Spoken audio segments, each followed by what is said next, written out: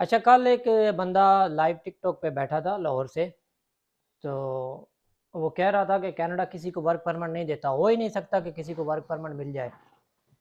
اس کے بعد ایک دوسرا لڑکا میرے گروپ کا ادھر جا کے اس نے کویسچن کیا کہ بھائی وہ تو صرف تو کہتا ہے کہ ورک پرمٹ ملتے ہیں، اور وہ آگے سے بولتا ہے کہ یار بس وہ مٹی کے ٹبے بنا کے نا تو ٹکرے مارتے جاؤ۔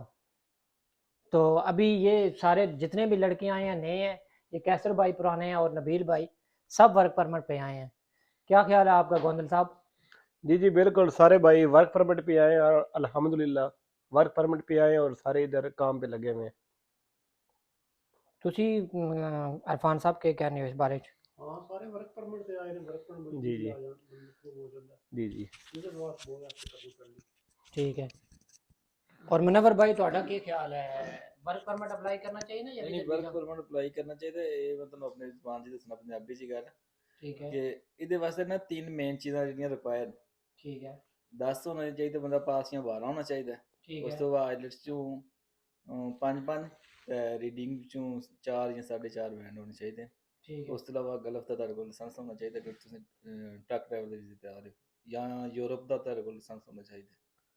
اچھا، یہ جڑا وزٹ ویزا نے ریفیوزل نے کتنے چانس نے یا سکسیس ریٹ کے وزٹ ویزے نا؟ یہ تو میرے اپنے 3-4 دوست نے جڑے قریب دے، ٹھیک ہے، انہوں نے تقریباً سارے نے ریفیوزل آ گئے اللہ دے فضل نال۔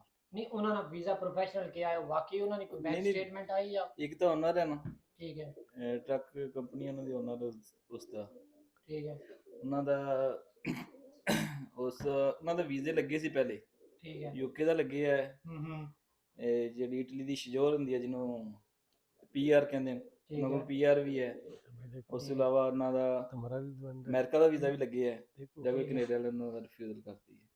اچھا یہ منور بھائی ہیں، یہ کل شام کو 5 بجے لینڈ ہوئے ہیں کینیڈا میں، نئے ہیں، آج ان کا پہلا ہی دن ہے، یہ بھی ورک پرمٹ پہ آئے ہیں، ٹھیک ہے۔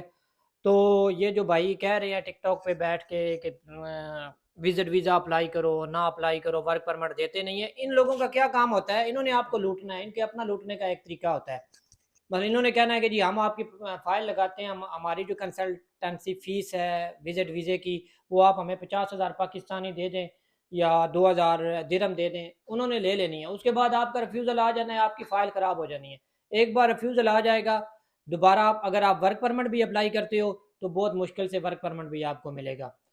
تو یہ جو ورک پرمٹ والا کام ہے یہ تو بہت ایزی ہے نا، آپ کو کم سے کم 10+2 انگلش میں 5 بینڈ اور 2 سال کا ٹرکنگ کا ایکسپیرینس، اگر ٹرک نہیں چلا رہے 2 سال کا کارپینٹر کا بھی ہو، کارپینٹر جی جی کارپینٹر ہو گیا، کک ہو گیا، اس کے علاوہ سب وے سپروائزر، سب وے sandwich maker, diesel mechanic, diesel mechanic, اور یہ جو اپنا نرسنگ ہے، تو کافی سارے ہیں، صرف 2 سال کا آپ نے ایکسپیرینس پورا کرنا ہے اور سکسیس ریٹ بہت زیادہ ہے۔ نرسنگ ہے وہ پاکستان سے بھی لگ جاتا ہے۔